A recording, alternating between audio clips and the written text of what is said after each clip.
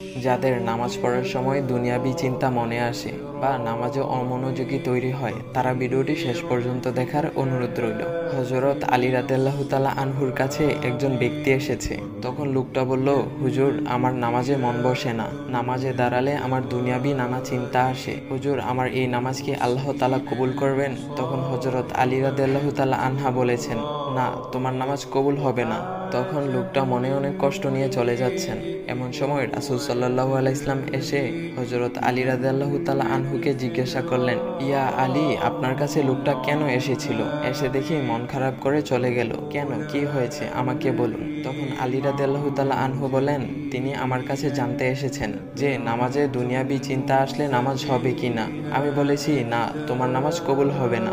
রাসূল সাল্লাল্লাহু আলাইহি ওয়াসাল্লাম তখন বলেন, ইয়া আলী, আপনাকে আমি একটা চাদর উপহার দিতে চাই, তবে একটা শর্ত আছে। আলী রাদিয়াল্লাহু তাআলা আনহু খুশি হয়ে বলেন, ইয়া রাসূলুল্লাহ, কি শর্ত তা বলুন, আমি আপনার সকল শর্ত মেনে নিব।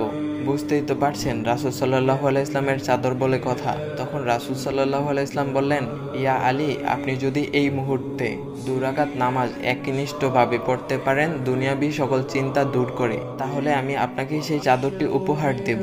আলী রাদিয়াল্লাহু তাআলা আনহু বলেন, এটা তো সাধারণ ব্যাপার। আলী রাদিয়াল্লাহু তাআলা আনহু তখন নামাজে দাঁড়িয়ে গেলেন আর তিনি নামাজ পড়তে শুরু করলেন। এমন সময় তার মনের মধ্যে শুধু ভাবনা চিন্তা আসতে শুরু করলো, আচ্ছা, আমাকে যে রাসূল সাল্লাল্লাহু আলাইহি ওয়াসাল্লাম যে চাদরটা দিবেন, সেটা কি ফাতিমার চাদর নাকি রাসূল সাল্লাল্লাহু আলাইহি ওয়াসাল্লামের? আচ্ছা, চাদরখানা দেখতে কেমন হবে? এই বিভিন্ন বিষয় নিয়ে ভাবতে লাগলেন। তিনি ভুলেই গেছেন যে দুনিয়াবি চিন্তা নামাজে আনতে রাসূল সাল্লাল্লাহু আলাইহি ওয়াসাল্লাম নিষেধ করেছেন। এর মধ্যে আলী রাদিয়াল্লাহু তাআলা আনহুর নামাজ পড়া শেষ। আলী রাদিয়াল্লাহু তাআলা নামাজ শেষ করে রাসূল সাল্লাল্লাহু আলাইহি ওয়াসাল্লামকে বলতেছেন, ইয়া রাসূলুল্লাহ, আমি আপনার শর্ত মেনেছি, এখন আমাকে চাদরখানা উপহার দেন।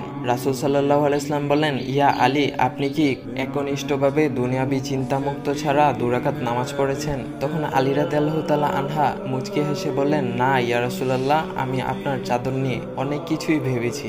তখন রাসূল সাল্লাল্লাহু আলাইহি ওয়াসাল্লাম বলেন, ইয়া আলী, নামাজ তোমারও হয়েছে, আর তুমি যাকে নামাজ হবে না বলে ফতোয়া দিয়েছো, তার নামাজও আল্লাহ তাআলা কবুল করে নিয়েছেন।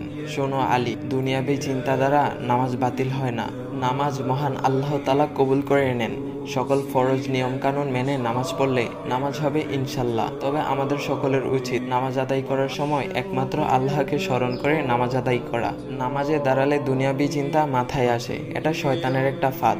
আল্লাহ তাআলা আমাদের সকলকে শয়তানের কুমন্ত্রণা থেকে হেফাজত রাখুক এবং সঠিকভাবে মনোযোগের সাথে নামাজ আদায় করার মতো তৌফিক দান করুক। সবাই বলি আমিন। চাইলে ভিডিওটা আপনি অন্যদের কাছে শেয়ার করতে পারেন, এতে অন্যদের ভুল ভ্রান্তিগুলো দূর হবে।